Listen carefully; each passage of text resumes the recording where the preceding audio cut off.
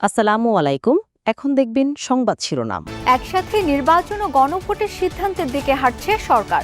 PR পদ্ধতিতে হতে পারে উচ্চকক্ষ, কার্যক্রম নিষিদ্ধ, দলের অপচেষ্টা রোধে আছে প্রস্তুতি। রাজধানীর সূত্রাপুরে দিনে দুপুরে শীর্ষ সন্ত্রাসী মামুনকে হত্যা, মামলায় হাজিরা দিতে যাওয়ার পথে এলোপাতাড়ি গুলি চালায় দুর্বৃত্তরা। আওয়ামী লীগ সমর্থকদের পাশে থাকবে ধানের শীষ, ঠাকুরগাঁয়ে আশ্বাস মির্জা ফখরুলের। কালকে সমাবেশ থেকে সরকারকে বার্তা ও জনগণকে নির্দেশনা দেবে জামায়াত। মুন্সিগঞ্জে আধিপত্য বিস্তার নিয়ে বিএনপির দুই গ্রুপের ব্যাপক সংঘর্ষ, গুলিবিদ্ধ হয়ে প্রাণ গেছে একজনের, বেশ কয়েকজন আহত। পূর্বের মতোই গাজীপুরে 5 আর বাগেরহাটে 4টি সংসদীয় আসন বহাল রাখল হাইকোর্ট।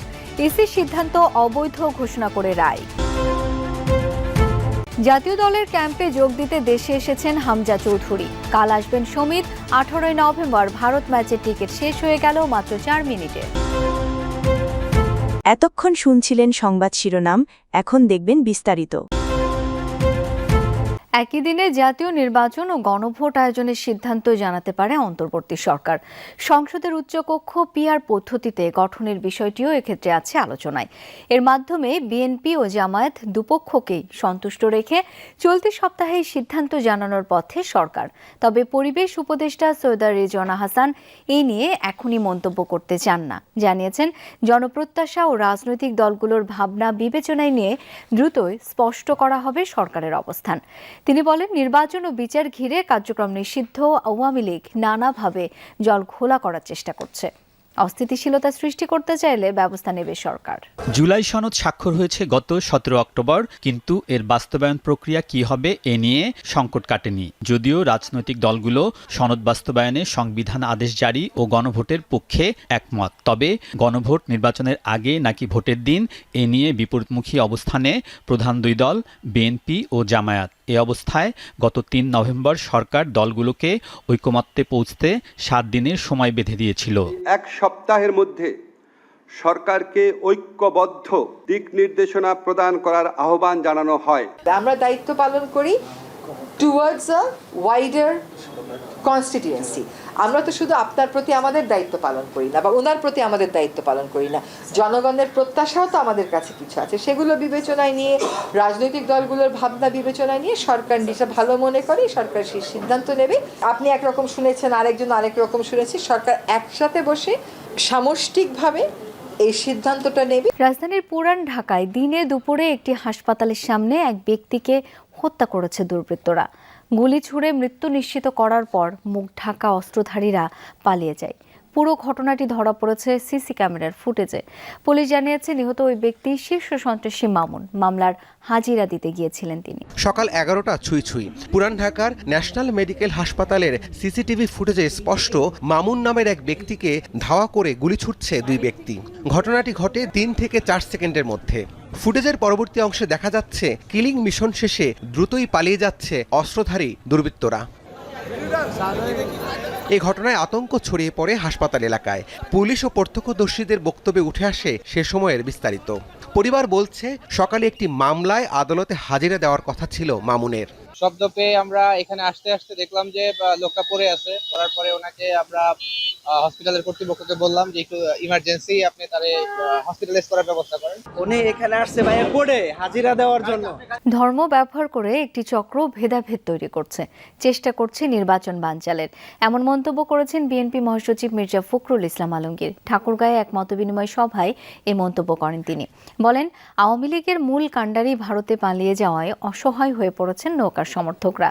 তাদের হতাশ না হওয়ার আহ্বান জানিয়ে মির্জা ফখরুল বলেন, ধানের শীষ আপনাদের পাশে আছে। ঠাকুরগাঁয়ে নিজ নির্বাচনী এলাকায় সফরের দ্বিতীয় দিনে বড়দেশ্বরীতে স্থানীয়দের সাথে মতবিনিময় সভায় অংশ নেন বিএনপি মহাসচিব মির্জা ফখরুল ইসলাম আলমগীর। সংকট সমাধানে বিএনপি ডাকলে একসাথে বসবে জামায়াত। আলোচনার মাধ্যমে সমাধানে বিএনপি ইতিবাচক সাড়া দেবে বলেও আশাবাদ ব্যক্ত করেছেন জামায়াতের সহকারী সেক্রেটারি জেনারেল হামিদুর রহমান আজাদ।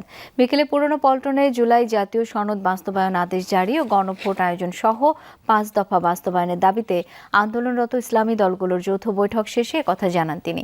এ সময় আজাদ জানান, আগামীকাল জামায়াতের সমাবেশ থেকে দেশ ও জাতি একটি নির্দেশনা পাবে, সেই সাথে সরকারকেও একটি বার্তা দেয়া হবে। দাবি আদায় না হলে সারা দেশে আন্দোলনের হুঁশিয়ারি দেন তিনি। আগামীকালের সমাবেশে লাখ লাখ মানুষের উপস্থিতির প্রত্যাশা করেন জামায়াতের এই নেতা। পল্টন মোড়ে দুপুর 2টা থেকে বিকেল 4টা পর্যন্ত চলবে সমাবেশ। জনদুর্ভোগ কিছুটা কমিয়ে আনার লক্ষ্যেই এই সময় নির্ধারণ বলে জানিয়েছেন জামায়াতের সহকারী সেক্রেটারি জেনারেল। বাংলাদেশে নেমেই নেপাল ভারতকে হারানোর ব্যাপারে আশাবাদ জানালেন হামজা চৌধুরী। ফ্লাইট মিস করায় 5 ঘন্টা দেরিতে নামেন পোস্টার বয়। মঙ্গলবার দলের সঙ্গে করবেন প্রথম অনুশীলন। এদিকে টিকিট বিক্রিতে রেকর্ড গড়ল বাফুফে। 18 নভেম্বর বাংলাদেশ ভারত ম্যাচে সাধারণ গ্যালারির 18,000 টিকিট মাত্র 4 মিনিটে সোল্ড আউট।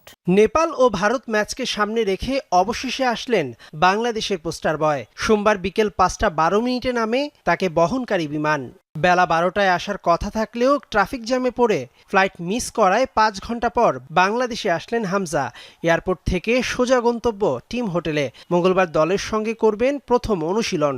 বাংলাদেশের টিকিট বিক্রির ইতিহাসে রেকর্ড তো বটেই, এশিয়াতে এমন নজির আছে কিনা খুঁজতে হবে। 4 মিনিটেই ভারত ম্যাচের সাধারণ গ্যালারির 18,000 টিকিট সোল্ড আউট। আধিপত্যের বিস্তার নিয়ে মুন্সিগঞ্জে বিএনপির 2 গ্রুপের সংঘর্ষে গুলিবিদ্ধ হয়ে একজনের মৃত্যু হয়েছে, আহত হয়েছে বেশ কয়েকজন।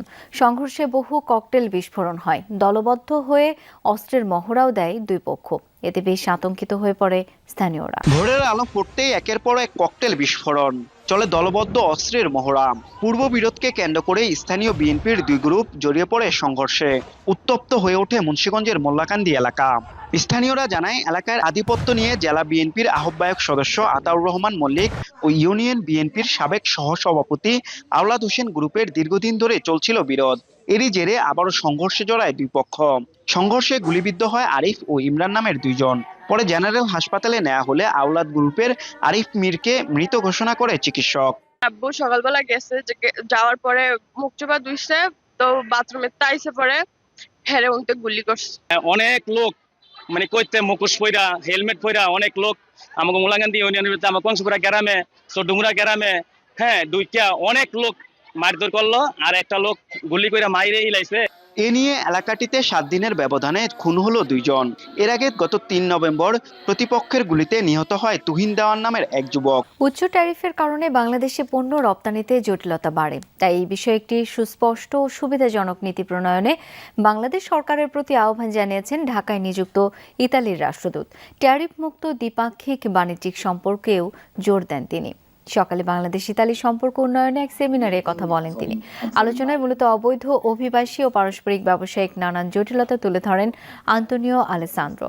বলেন, ওয়ার্ল্ড র্যাঙ্কিংয়ে বাংলাদেশের পাসপোর্টের মান অনেকটাই কম হওয়ায় অবৈধ উপায়ে বিদেশ পাড়ি দেওয়ার ঘটনা বাড়ছে। এছাড়া স্বচ্ছ ও নির্ভেজাল কাগজপত্র পেতেও অনেক সময় নানান ভোগান্তিতে পড়েন বিদেশি বিনিয়োগকারীরা। অবৈধ অনুপ্রবেশের বিষয়ে বাংলাদেশ সরকারকে আরো শক্ত অবস্থানে থাকার আহ্বানও জানান অ্যান্টনিও।